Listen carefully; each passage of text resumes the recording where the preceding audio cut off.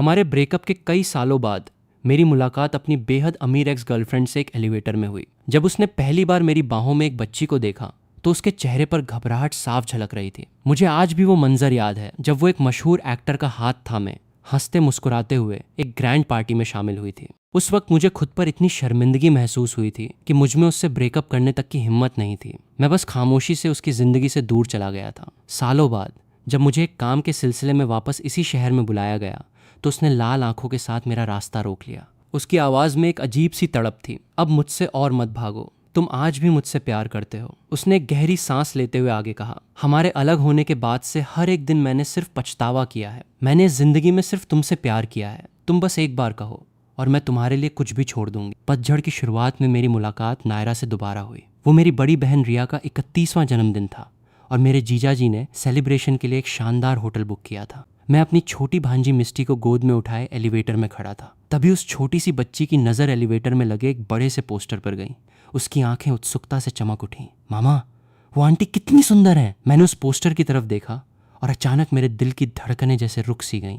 वो नायरा थी। मैंने सुना था कि इन सालों में उसने बेतहाशा कामयाबी हासिल की है और उसका बिजनेस पूरी दुनिया में फैल चुका है। मेरी भांजी को उस पोस्टर में बड़ी दिलचस्पी आ रही थी। उसने पोस्टर पर लिखे नाम की तरफ इशारा करते हुए पूछा, मामा ये क्या लिखा है? मैं कुछ पल के लिए खामोश रह गया। मेरे सीने में एक अजीब सी घुटन होने लगी। यादों के धुंधले पन्नों से अतीत के कई किस्से आंखों के सामने तैरने लगे। एलिवेटर का दरवाजा खुला और मेरे मुंह से अचानक ही निकला, ये नायरा है। मिस्टी खिलखिलाकर हंस पड़ी, लेकिन तभी मेरे ठीक बगल से एक गहरी और बेहद मीठी आवाज गूंजी, एक्सक्यूज मी, क्या आप मेरे बारे में बात कर रहे थे? मैंने नजरें उठाईं और सीधा स्कारलेट की उन कशिश भरी आंखों में देखा। कुछ सेकंड्स के लिए जैसे वक्त वहीं थम गया। स्कारलेट मुझे फटी फटी आंखों से घूर रही थी, जैसे उसे अपनी आंखों पर यकीन ही न हो रहा हो। लेकिन जल्द ही उसने खुद को संभाला और अपने उसी पुराने बेरुखे अंदाज में वापस आ गई। मैंने कभी सपने में भी नहीं सोचा था कि इतने सालों तक अलग रहने के बाद हम इस तरह इस जगह पर दोबारा मिलेंगे। उसके चेहरे पर एक फीकी सी मुस्कान थी। एड्रियन, बहुत दिनों बाद मिले। मैंने बस सिर हिला दिया। अब मुझ में उससे बात करने की भी हिम्मत नहीं बची थी। किस्मत से एलिवेटर मेरे फ्लोर पर आकर रुक गया। मैं मेलोडी को गोद में लिए लगभग वहां से भाग खड़ा हुआ। क्या तुम्हारे बच्चे हैं? स्कारलेट के इस सवाल का मैं जवाब देता उससे पहले ही मेलोडी बोल पड़ी, आंटी ये मेरे मामा हैं। क्या ये हैंडसम नहीं है? इनकी शादी नहीं हुई है, ये अभी सिंगल हैं। मैंने एक गहरी सांस ली, सीने में उठते हुए तेज दर्द को दबाने की कोशिश की। स्कारलेट की उन चुभती हुई नज़रों से बचकर मैं आखिरकार वहां से निकल गया। पार्टी के बीच में मैं थोड़ी ताज़ी हवा खाने के लिए बाहर आ गया। मैंने ठंडी हवा की एक गहरी सांस ली और सिगरेट का धुआं एक सफ़ेद छल्ले के रूप में बाहर छोड़ दिया। मैं खिड़की के सहारे खड़ा होकर नीचे गुजरती गाड़ियों की कतारों को खामोशी से देख रहा था। पिछले कुछ साल मेरी जिंदगी में बहुत उथल पुथल भरे रहे थे। सबसे बुरे वक्त में मेरी जेब में एक फूटी कौड़ी तक नहीं थी। मैं उस फूल की तरह था जिसे बीच से तोड़ दिया गया हो। लेकिन शुक्र है मैं उस दौर से बाहर निकल आया था। चारों तरफ खामोशी थी। तभी मुझे अपने पीछे किसी के दबे हुए कदमों की आवाज सुनाई दी। मैंने नजरें घुमाई। कुछ ही मीटर की दूरी पर स्कारलेट खड़ी थी। उसके हाथ उसकी पॉकेट में थे और उसकी गहरी रहस्यमयी आंखें मुझ पर टिकी थीं। इन सालों में तुमने सिगरेट पीना भी सीख लिया। पहले तो तुम्हें ये आदतें नहीं थीं। वो हमेशा से एक पहेली जैसी थी। मैंने अपनी नजरें झुकाई और बड़ी ही सफाई से अपनी सिगरेट बुझा दी। मिस स्कारलेट, आप यहाँ सिर्फ मेरी इस छोटी सी आदत के बारे में जानने तो नहीं आई हैं? मैंने आगे बढ़ने के लिए कदम बढ़ाया। खाली फर्श पर मेरे जूतों की आवाज़ गूंज रही थी और हर एक कदम मेरे दिल पर भारी पड़ रहा था। जैसे ही मैं स्कारलेट के पास से गुजरने लगा, उसने अचानक मेरा हाथ पकड़ लिया। एड्रियन, क्या तुम्हारे पास मुझसे कहने के लिए कुछ भी नहीं है? उसकी आवाज़ में एक अजीब सी बेचैनी थी, यहाँ तक कि एक मिन्नत भी थी। तब जाकर मैंने उसकी तरफ देखा। उसकी आंखें हल्की लाल हो चुकी थीं। एक्स पार्टनर्स के बीच बात करने के लिए बचता ही क्या है? पुरानी यादें ताज़ा करना या बुझी हुई आग को फिर से हवा देना। मैं खुद को बार बार समझा रहा था कि मुझे पिघलना नहीं है। मैं अब किसी को भी पसंद कर सकता हूँ, लेकिन स्कारलेट को दोबारा कभी नहीं। जो पन्ना मैं पलट चुका था उसे दोबारा पढ़ने का कोई मतलब नहीं था। स्कारलेट ने अपनी नजरें झुका ली। मेरे सवाल का जवाब देने के बजाय उसने पूछा, तुम इतने सालों तक कहाँ थे? मैं तुम्हें हर जगह ढूंढ रही थी, लेकिन तुम्हारी कोई खबर नहीं मिली। मैंने बड़ी ही बेरुखी से कहा, मिस स्कारलेट, आप मुझसे क्या चाहती हैं? मेरी नज़रों में मेरा वहां से जाना स्कारलेट के लिए एक बिल्ली के खो जाने से ज्यादा कुछ नहीं था। आज उसे मुझ पर तरस आ रहा था तो वो मुझे ज्यादा प्यार दे रही थी। कल उसे कोई और पसंद आ जाएगा और मुझे फिर से भूखा रहना पड़ेगा। मैं बस एक पालतू जानवर की तरह था जिसे स्कारलेट ने अपने पास रखा हुआ था। मेरी इस बेरुखी को देखकर स्कारलेट मुझे ऐसे घूरने लगी जैसे वो मुझे अपने दिल में उतार लेना चाहती हो। एड्रियन, तुम सच में बहुत बेरहम हो। तुम मुझे बिना एक शब्द कहे छोड़कर चले गए। तुम्हारी हिम्मत कैसे हुई मुझे इस तरह छोड़ने की। कॉलेज के दिनों में मैं स्कारलेट के साथ रिलेशनशिप में था। मैं तब बस एक साधारण सा स्टूडेंट था और वो पहले से ही अपने फैमिली बिजनेस की मालकिन थी। स्कारलेट का फ्रेंड सर्कल बहुत बड़ा था, जिसमें ज्यादातर अमीर घर के बच्चे थे। एक छोटे से शहर से आया मेरे जैसा लड़का उसके उस हाई क्लास सर्कल में खुद को बहुत ही अनफिट महसूस करता था। वो बहुत ख्याल रखने वाली थी। हमारे रिश्ते की हर छोटी बड़ी बात को वो बहुत अच्छे से हैंडल करती थी। जब मेरे साथ के लड़के अपने एग्जाम्स और करियर की टेंशन में उलझे हुए थे, तब स्कारलेट ने मुझे एक बिल्कुल अलग और बड़ी दुनिया दिखाई थी। लंदन में बोटिंग करना, पेरिस में एग्जीबिशंस देखना, अमेरिका के हाईवेज पर सनसेट के वक्त तेज गाड़ी चलाना, रोम में पानी की तरह पैसा बहाना। एक आम परिवार के पूरे साल का खर्च वो एक रात में उड़ा देती थी। बिना किसी शक के स्कारलेट एक बहुत ही जिम्मेदार पार्टनर थी। लेकिन मेरे लिए मैं कभी भी अपनी असली दुनिया से जुड़ ही नहीं पाया। हमारे बीच क्लास का एक बहुत बड़ा फासला था। ये रिश्ता शुरुआत से ही गैर बराबरी का था। मैं बाकी आम कपल्स की तरह अपनी गर्लफ्रेंड को जब चाहे तब मैसेज नहीं कर सकता था, क्योंकि वो काम में बहुत बिजी रहती थी और मुझे डर लगता था कि कहीं मैं उसे डिस्टर्ब न कर दूं। जब हम बाहर जाते थे तो उसके दोस्तों ने कभी मेरा नाम तक नहीं पूछा। ऐसा लगता था जैसे मैं सिर्फ स्कारलेट के साथ दिखने वाला एक खिलौना हूं। मैं जानता था कि इस रिश्ते में मैं हमेशा उससे नीचे ही रहूंगा और रिश्ते की पूरी डोर स्कारलेट के ही हाथों में रहेगी। ये एहसास तब और गहरा हो गया जब मैंने उसे एक पार्टी में एक मशहूर मूवी स्टार के साथ देखा। वो दोनों एक साथ बहुत जैंच रहे थे। मेरी जगह कोई और होता तो शायद उसे जलन होती, लेकिन मुझे जलन से ज्यादा हीन भावना महसूस हो रही थी। वो हीन भावना जो मेरी हड्डियों तक में बस गई थी, उसने मुझे पूरी तरह से तोड़ दिया था। मुझे खुद के उस हिस्से से नफरत होने लगी थी जो स्कारलेट के सर्कल में फिट नहीं बैठता था। मुझे नफरत थी कि मैं उसके लायक नहीं था। यही वजह थी कि मैं उसके साथ नहीं रुक सका। उसके साथ रहकर मुझे हमेशा लगता था कि मैं किसी पर निर्भर हूँ। इसलिए एक आम सी रात को मैं चुपचाप उस अपार्टमेंट से निकल गया जो स्कारलेट ने मेरे लिए खरीदा था। कोई ब्रेकअप नहीं हुआ, कोई आखिरी अलविदा नहीं। मैंने अपना फ़ोन नंबर बदल लिया और सारे कॉन्टैक्ट्स ख़त्म कर दिए। मैं चाहता था कि जब हम दोबारा मिलें तो मैं एक ऐसा इंसान बन चुका हूँ जो स्कारलेट के बराबर खड़ा हो सके। मैं इज्जत और पहचान चाहता था। इन सालों में मैं एक दूसरे शहर में चला गया, पागलों की तरह पैसे बचाए और कई दिन गरीबी में काटे। कई सालों की कड़ी मेहनत के बाद मैं एक हाई एंड ज्वेलरी डिज़ाइनर बन गया। मुझे एक बहुत अच्छे पैकेज पर जॉब मिली और मैं वापस इंडिया आ गया, इसी शहर में बसने के लिए। मैं जानता हूँ कि स्कारलेट के लिए मेरा वो फैसला बहुत खुदगर्ज था, लेकिन मैं वही चाहता था। अगर हम उस वक्त ज़बरदस्ती साथ रह भी लेते तो हम कभी खुश नहीं रह पाते।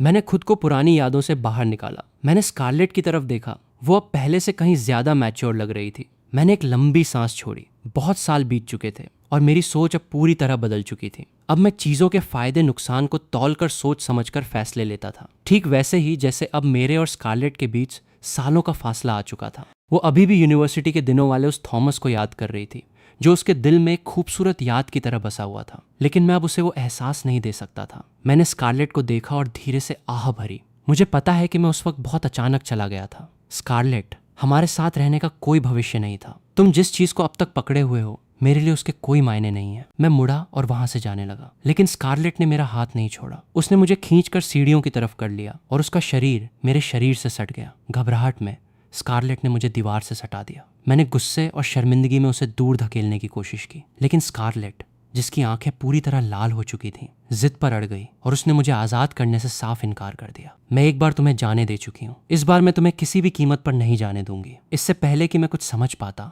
स्कारलेट ने पूरी ताकत से मुझे अपनी बाहों में जकड़ लिया। मैं जितना छटपटाता वो मुझे उतना ही कसकर पकड़ लेती। अपनी भारी सांसों के बीच उसने अपना सिर मेरे सीने में छुपा लिया और उसके गर्म आंसू मेरे ऊपर गिरने लगे। वो रो रही थी। ये पहली बार था जब स्कारलेट मेरे सामने रो रही थी। उस शांत और संकरी जगह में उसकी सिसकियों से कांपती हुई आवाज गूंजी। मुझसे मत भागो थॉमस, उसने कहा। मैं कह रही हूं कि तुम मुझे छोड़कर नहीं जा सकते। ब्रेकअप के बाद से तुमने हर दिन पछतावा किया है। तुमने जिंदगी में सिर्फ मुझसे प्यार किया है। तुम बस एक बार कहो और मैं तुम्हें सब कुछ दे दूंगी। उस पल मेरे मुंह से एक लफ्ज भी नहीं निकला। आज मुझे आखिरकार समझ आ गया था कि पत्थर दिल दिखने वाली स्कारलेट भी अपना आपा खो सकती है। लेकिन इस बार शायद ये मेरी वजह से नहीं था। शायद ये उसके किसी रिलेशनशिप की परेशानी की वजह से था, या शायद उस गुस्से की वजह से जो उसने सालों से अपने मन में दबा रखा था। लेकिन उसका तो पहले से ही कोई और है, तो वो मुझे फिर से क्यों परेशान कर रही है? मैंने अपनी नजरें झुकाईं और उसे धीरे से खुद से दूर किया। अगर मैं तुम्हें कुछ बताऊं तो क्या तुम मुझ पर यकीन करोगी? जब हमारी आंखें मिली तो मैंने देखा कि स्कारलेट की आंखों की वो चमक धीरे धीरे फीकी पड़ रही थी। मैं सीढ़ियों से बाहर आया तो मेरी बहन सारा मुझे हर जगह ढूंढ रही थी। मेरे चेहरे के भाव देखकर उसने फिक्र से पूछा, क्या हुआ? तुम ठीक तो हो? हम बस थोड़ी ताज़ी हवा खाने आए थे, चलो वापस चलते हैं। सारा ने मुझे बताया, थॉमस, मेलोडी को आज एलिवेटर में एक बहुत सुंदर लेडी मिली थी। क्या तुम उस औरत को जानते हो? क्या वो कॉलेज में तुम्हारी गर्लफ्रेंड थी? ओह, मैं समझ गई। इन सालों में मैंने तुम्हें हमेशा तुम्हारे आसपास की लड़कियों को एक मौका देने के लिए समझाया, लेकिन तुमने हमेशा मना कर दिया। क्या ये उसी की वजह से है? ये देखकर कि मैं अभी भी अपनी उलझनों में हूँ, मेरी बहन ने ज्यादा कुछ नहीं कहा। उसने मुस्कुराते हुए मेरा हाथ थाम लिया। मैं शादीशुदा हूँ, मेरे बच्चे हैं। जाहिर है मैं चाहती हूँ कि कोई तुम्हारा भी ख्याल रखने वाला हो, लेकिन उससे भी ज्यादा मैं चाहती हूँ कि तुम खुश रहो। जब तक तुम खुश हो मुझे कोई दिक्कत नहीं है, अगर तुम पूरी जिंदगी शादी न भी करो। उसने मुझे तसल्ली भरी नजरों से देखा। सच कहूँ तो इन सालों में कई लड़कियों ने मुझ में दिलचस्पी दिखाई थी। वो लड़कियां बहुत एक्साइटेड, खूबसूरत, स्मार्ट, खुले विचारों वाली और ख्याल रखने वाली थी, लेकिन अब मुझ में एक नया रिश्ता शुरू करने की हिम्मत ही नहीं बची थी। असल में प्रॉब्लम मेरे अंदर थी। मैं धीरे धीरे प्यार करने की काबिलियत ही खो चुका था। सोमवार की सुबह मेरा असिस्टेंट नू मेरे ऑफिस में खड़ा होकर काम की रिपोर्ट दे रहा था। मैं डिजाइन के ड्राफ्ट्स बनाने में मगन था। अपना काम खत्म करने के बाद नू अचानक रुका। थॉमस सर, सुबह बाहर एक मैडम आपसे मिलने आई थी। वो काफी खूबसूरत थी। क्या उन्होंने अपना नाम बताया? मैंने पूछा। नहीं, उन्होंने बस इतना कहा कि वो आपसे मिलना चाहती हैं। मैंने उन्हें कॉन्फ्रेंस रूम में इंतजार करने को कह दिया है। मैं तुरंत उठा। कॉन्फ्रेंस रूम का दरवाजा खोलते ही मुझे समझ आ गया कि उसने खास तौर पर मुझसे ही क्यों मिलना चाहा। स्कारलेट आज कुछ अजीब बर्ताव कर रही थी। वो हमेशा से ज्यादा मिलनसार लग रही थी। जब उसने मुझे अंदर आते देखा तो उसकी आंखों में एक हल्की सी चमक आ गई। मेरे अंदर आने से लेकर मेरे कुर्सी पर बैठने तक उसकी नज़रें एक पल के लिए भी मुझसे नहीं हटी। स्कारलेट मैम सच में बहुत तेज़ हैं। आपने मेरा स्टूडियो इतनी जल्दी ढूंढ लिया। मैंने होंठ चबाते हुए अपने सामने बैठी उस औरत को देखा। मेरे शब्दों में छुपे हुए तंज को सुनकर भी स्कारलेट ने उसे दिल पर नहीं लिया। थॉमस, मैं आज यहाँ एक कोलैबोरेशन के लिए आई हूँ। मैं चाहती हूँ कि तुम मेरे लिए एक डायमंड रिंग डिज़ाइन करो। उसकी आंखें ठंडी और साफ थीं, जिनमें एक अजीब सा खिंचाव था।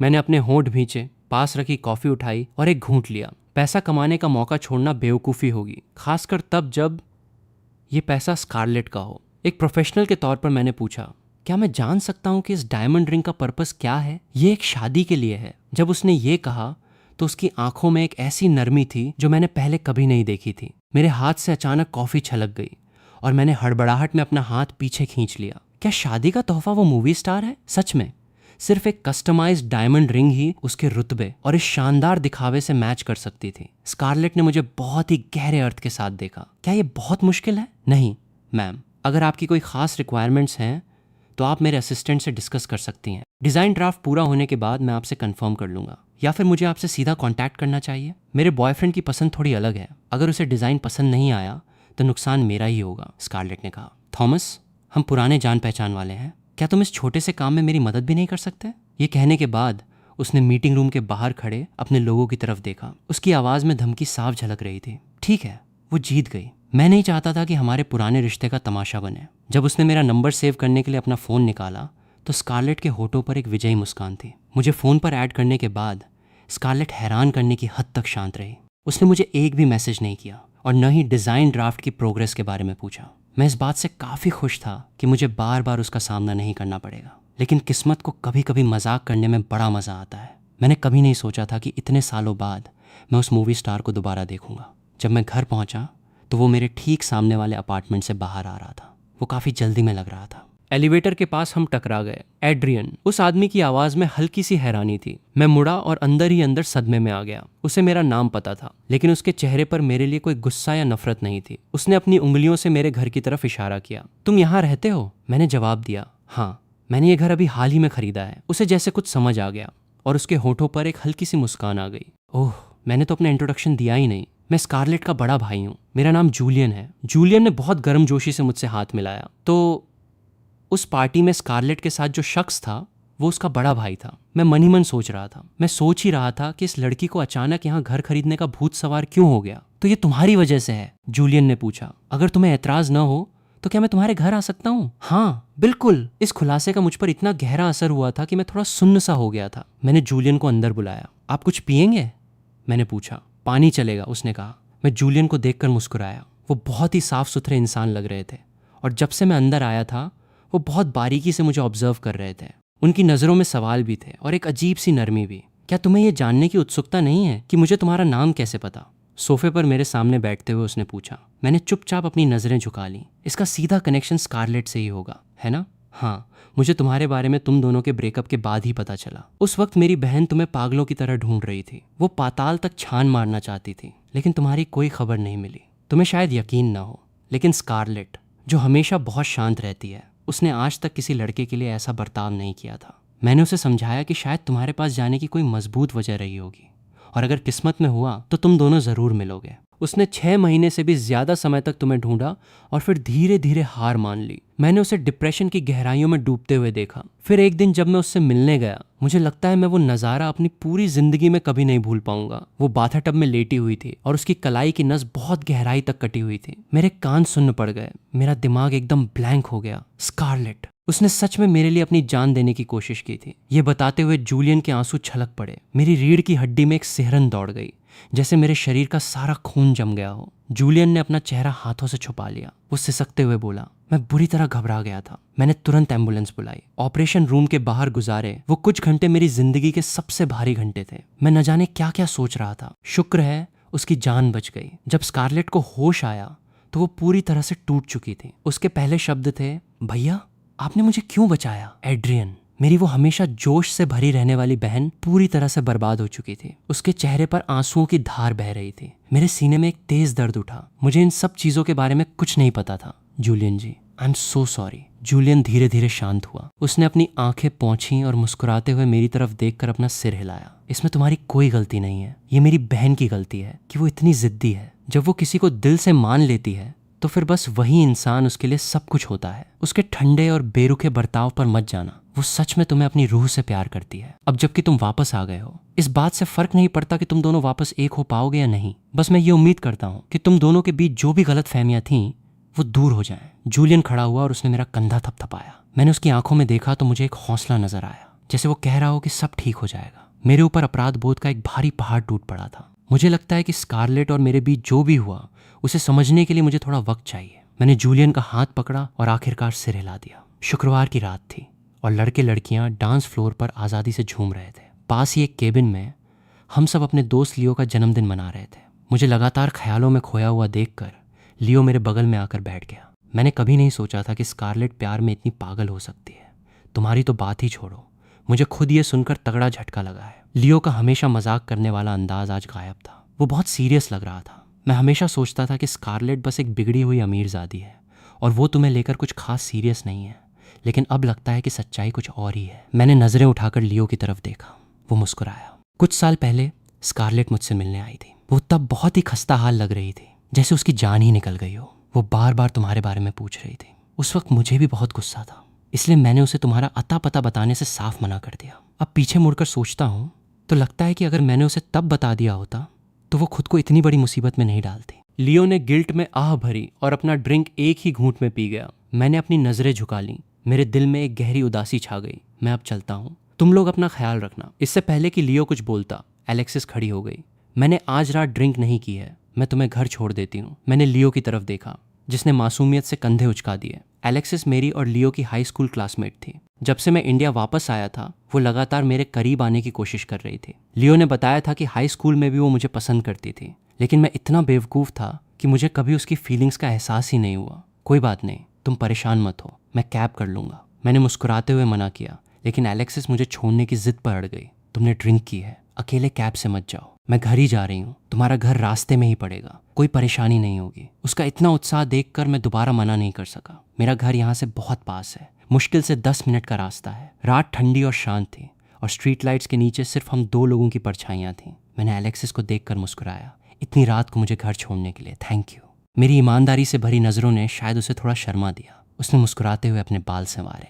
इसमें थैंक यू की क्या बात है, उसने कहा और एक गहरी सांस ली, जैसे वो थोड़ी नर्वस हो। क्या तुम इस वीकेंड फ्री हो? मैं तुम्हें डिनर पर इन्वाइट करना चाहती थी। सॉरी, मुझे शायद इस वीकेंड ओवर टाइम काम करना पड़े। मैंने माफ़ी मांगते हुए एलेक्सिस की तरफ देखा। उसे लगा कि शायद वो मुझे परेशान कर रही है, इसलिए उसने जल्दी से बात संभालने की कोशिश की।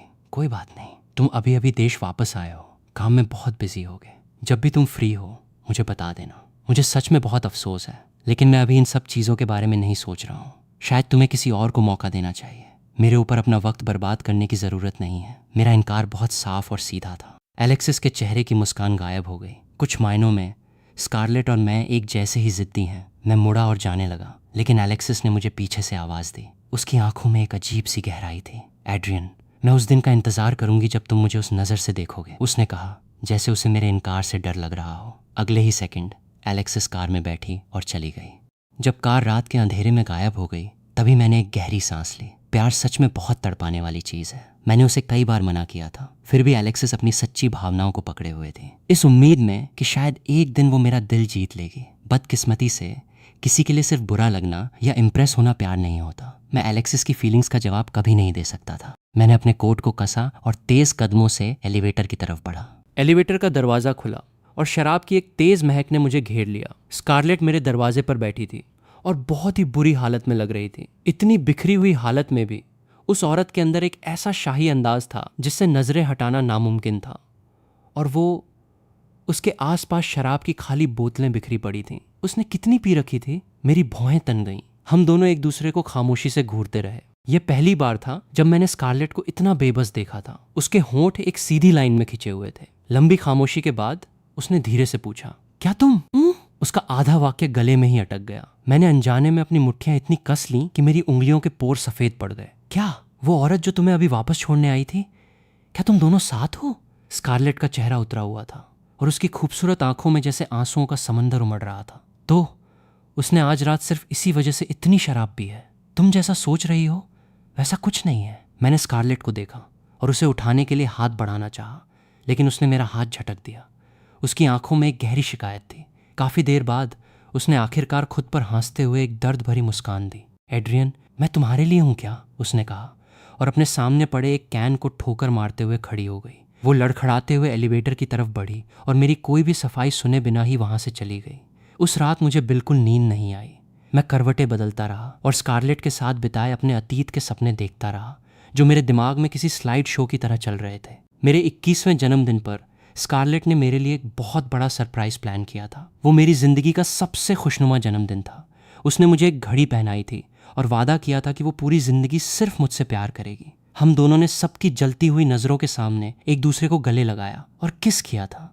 मेरी नींद हमेशा से बहुत कच्ची रही है और स्कारलेट हमेशा पहले मेरे सोने का इंतजार करती थी। जब भी रात में मुझे बुरे सपने आते और मेरी नींद खुल जाती, वो मुझे प्यार से थपथपाते हुए कहती, एड्रियन, सब ठीक है, डरो मत, ये बस एक सपना है। भगवान जानता है कि विदेश में गुजारी उन रातों में मैं उस सुकून के लिए कितना तरसा था। स्कारलेट के पास से आने वाली वो खुशबू ही मेरे जिंदगी भर के अकेलेपन का इलाज थी। मैं मानता हूँ कि मैं डरपोक था। मैंने स्कारलेट के सामने कभी अपना बहुत ज्यादा प्यार जाहिर करने की हिम्मत नहीं की। मुझे डर था कि कहीं वो मुझे इस वजह से कमजोर न समझने लगे और मैं उसे किसी और आदमी के साथ बांट भी नहीं सकता था। इसीलिए मैंने विदेश में बिताए उन सालों में कभी इंडिया वापस न आने का फैसला किया था। मुझे डर था कि कहीं मुझे स्कारलेट की शादी की खबर न सुननी पड़े। मैं अपने सपने से अचानक जाग गया।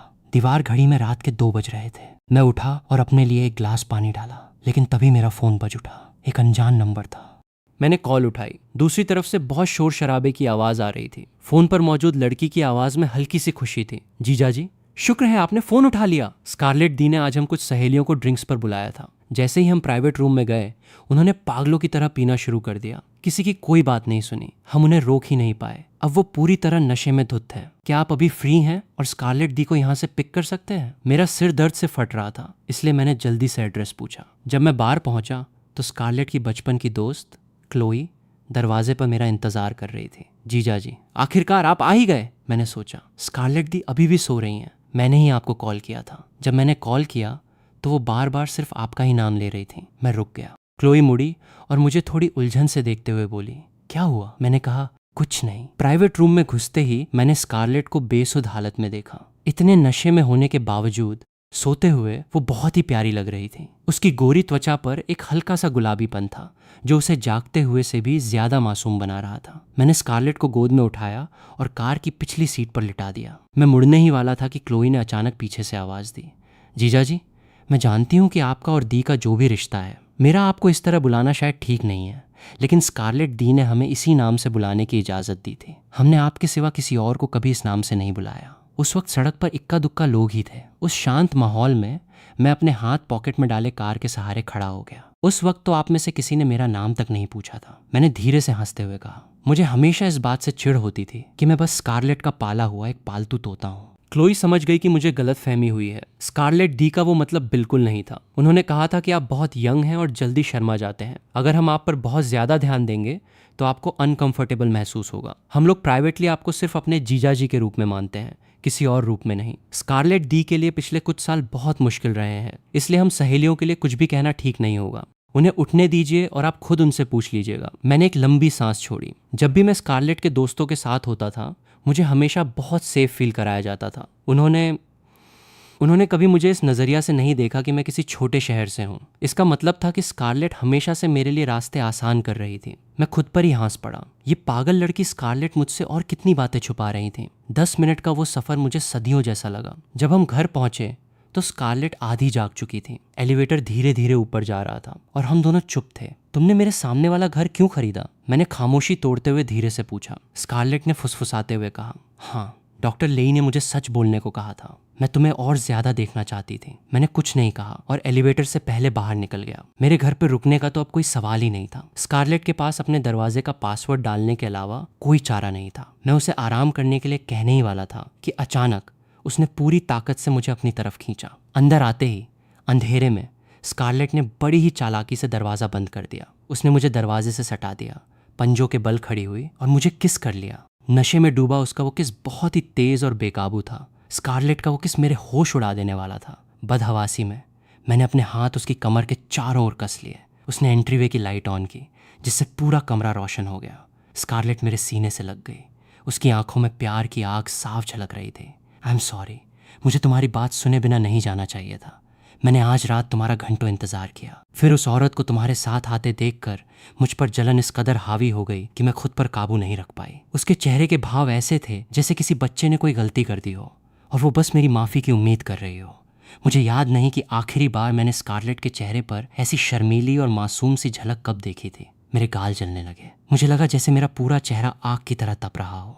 मैं शांति से, नहीं, वो मुझे मना रही थी लेकिन मैंने हामी नहीं भरी। मैं जानता था कि उसकी नज़रें मुझ पर टिकी हैं। उसकी गहरी काली आंखों में जैसे सितारे चमक रहे थे।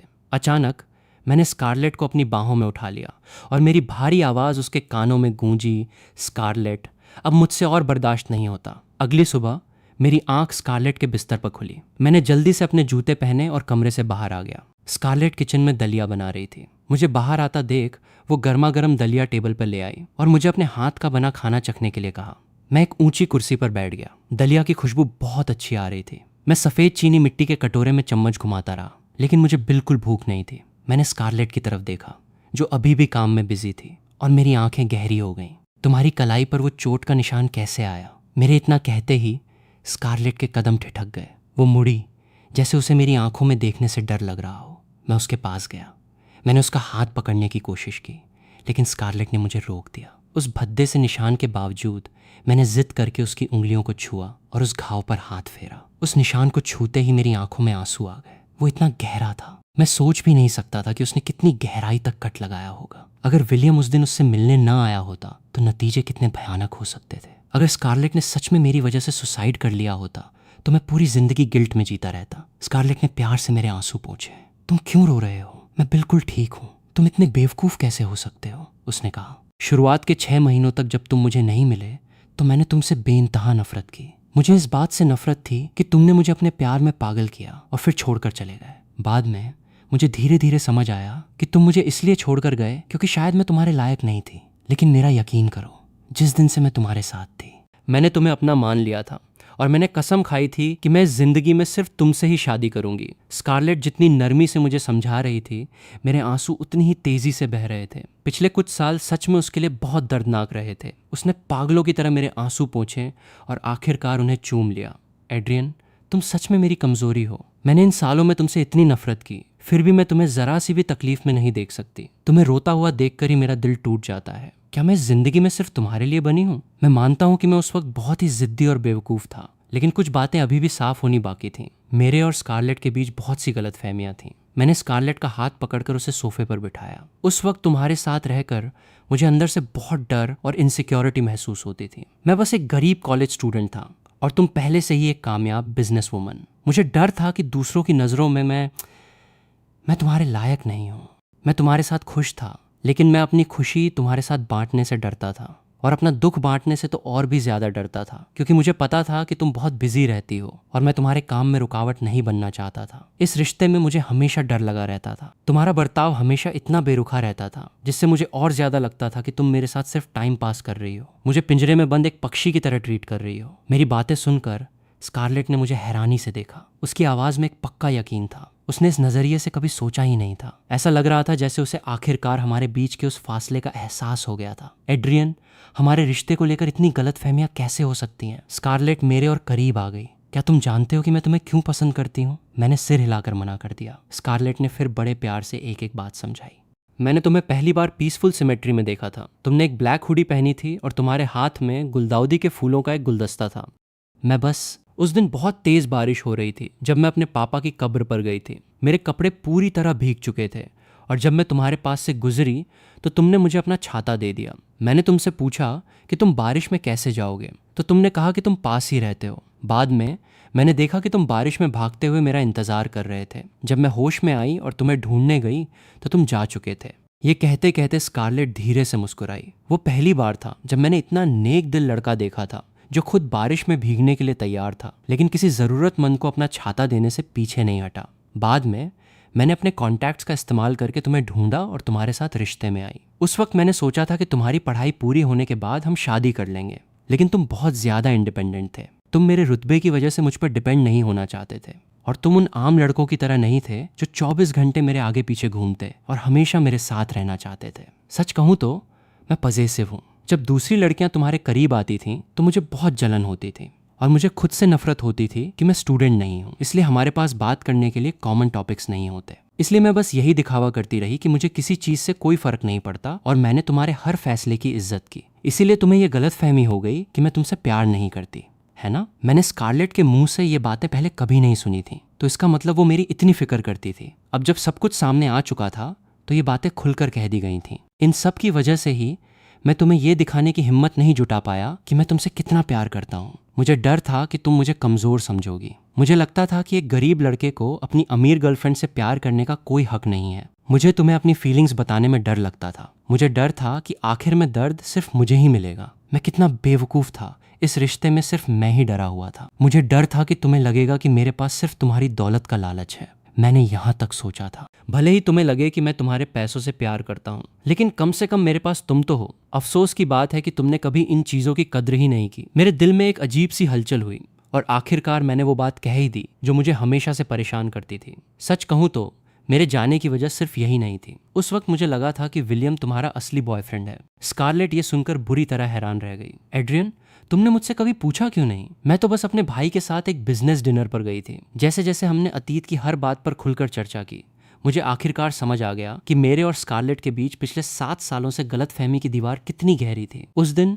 स्कारलेट मेरी बाहों में लेटी रही और हम बहुत देर तक बातें करते रहे, यहाँ तक कि वो बुरी तरह थक गई और मेरे सीने पर सिर रखकर ही सो गई। मैंने प्यार से उसके होठों को चूमा, उसे गोद में उठाकर बेडरूम में ले गया और उसे कंबल ओढ़ा दिया। मुझसे सुलह करने के बाद से स्कारलेट इतनी खुश थी कि वो चाहती थी कि दुनिया की हर चीज हमारे लिए बेस्ट हो। वो हर जगह मेरे साथ साथ रहती। उसे डर था कि मैं फिर से कहीं गायब न हो जाऊं। मैं समझ सकता था कि उसे अभी भी मेरे दोबारा छोड़कर जाने का डर सता रहा था। मुझे भी अपनी खोई हुई मोहब्बत को वापस पाने की वैसी ही खुशी था, लेकिन इस बेतहाशा खुशी के साथ साथ एक बहुत गहरा इनसिक्योरिटी का एहसास भी था। भले ही मैंने स्कारलेट को बार बार भरोसा दिलाया कि मैं उसे दोबारा छोड़कर नहीं जाऊंगा, लेकिन रात को सोते वक्त वो अक्सर अनजाने में मुझे बहुत कसकर पकड़ लेती थी, जैसे वो मुझे अपनी जिंदगी में हमेशा के लिए जकड़ लेना चाहती हो। विलियम भी जाहिर तौर पर हमारे लिए बहुत खुश था। हम दोनों को एक साथ खड़ा देखकर वो पहले मुस्कुराया और फिर खुशी के मारे रो पड़ा।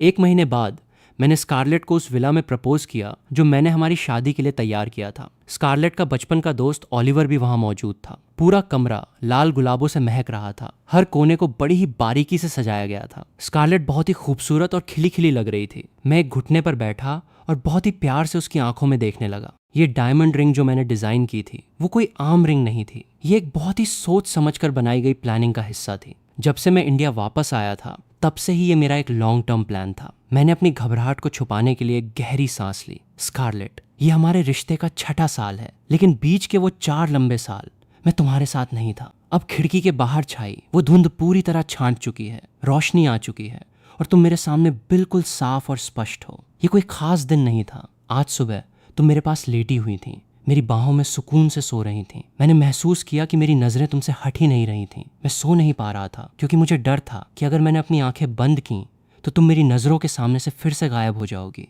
शायद तुम्हें पता नहीं होगा, लेकिन तुम्हें ऐसे सोते हुए देखते हुए मैंने अचानक एक बहुत बड़ा फैसला लिया। मैं तुम्हें प्रपोज करना चाहता हूँ। मुझे डर था कि मेरे पास समय कम है और हो सकता है कि ये अचानक लिया गया फैसला तुम्हें डरा दे, लेकिन इस बार ये एक असली प्रपोजल है। तुमने इतने सालों तक मेरे लिए इतनी शिद्दत दिखाई है, इस बार मेरी बारी है हिम्मत दिखाने की। मैं तुम्हें अपने घर ले जाना चाहता हूँ। क्या तुम मेरे घर, मेरी जिंदगी में हमेशा के लिए आना चाहोगी? मैंने देखा स्कारलेट के हाथ हल्के हल्के कांप रहे थे। सब लोग जोर जोर से चिल्ला रहे थे, हाँ कह दो, हाँ कह दो, शादी कर लो। मुझे अचानक खुद पर बहुत गर्व और खुशनसीबी महसूस हुई। इतने सालों तक सच में स्कारलेट ने सिर्फ मेरा ही इंतजार किया था। शायद आने वाली अनगिनत रातों में जब मुझे नींद नहीं आएगी तो मैं अपनी उस जलन वाले पल को याद करके मुस्कुराऊंगा। स्कारलेट ने वो डायमंड रिंग उठाई और अपनी रिंग फिंगर में पहन ली। आज से मैं तुम्हारी पत्नी हूँ। हमारे चारों तरफ हो रही चीयरिंग की आवाज़ें और तेज़ हो गईं, लेकिन स्कारलेट की नज़रें सिर्फ मुझ पर टिकी थीं। खिड़की के बाहर से आ रही चांदनी किसी चमकती हुई चांदी जैसी लग रही थी। मैं खुशी से पागल हो रहा था और मैंने उसे कसकर गले लगा लिया। एड्रियन, मैंने ऐसा क्या अच्छा काम किया था जो मुझे तुम मिल गए? तुम वो सबसे खूबसूरत तोहफा हो जो इस दुनिया ने मुझे दिया है। स्कारलेट को नहीं पता था कि वो खुद मेरे लिए भगवान का दिया हुआ सबसे अनमोल तोहफा है। मैंने स्कारलेट को ये बात कभी नहीं बताई थी।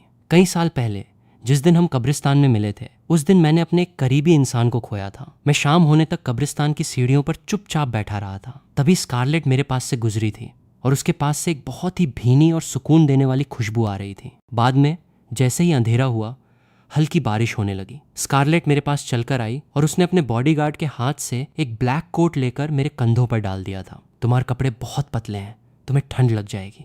काफी देर हो गई है, अब घर जाओ, उसने कहा था, जबकि वो खुद ठंड से कांप रही थी। उसकी आंखों में एक अजीब सी गर्माहट थी।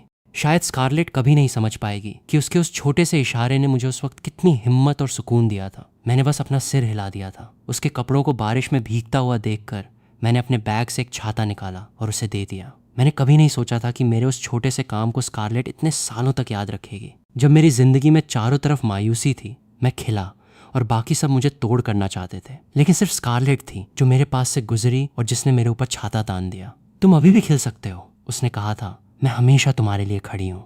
तो दोस्तों, इस कहानी में आज के लिए बस इतना ही। वीडियो को पूरा देखने के लिए आप सभी का बहुत बहुत शुक्रिया। और हाँ, जाते जाते एक बहुत बड़ी खुशखबरी, आप सबके बेइंतहा प्यार और सपोर्ट से आज हमारे चैनल पर 10,000 सब्सक्राइबर्स पूरे हो गए हैं। थैंक यू सो मच यार, आप लोगों के बिना ये सफर बिल्कुल नामुमकिन था। अगर आप भी मेरी तरह गेमिंग के दीवाने हैं या फिर कंटेंट क्रिएशन के कमाल के टिप्स और ट्रिक्स जानना चाहते हैं तो नीचे डिस्क्रिप्शन में दिए लिंक से हमारा डिस्कॉर्ड सर्वर जरूर ज्वाइन कर लो। वहाँ हम सब साथ में गेम्स भी खेलेंगे और ढेर सारी बातें भी करेंगे। जाने से पहले वीडियो को लाइक, शेयर और चैनल को सब्सक्राइब करना बिल्कुल मत भूलना। मिलते हैं बहुत जल्द एक और नई वीडियो में। तब तक के लिए थैंक यू और टेक केयर।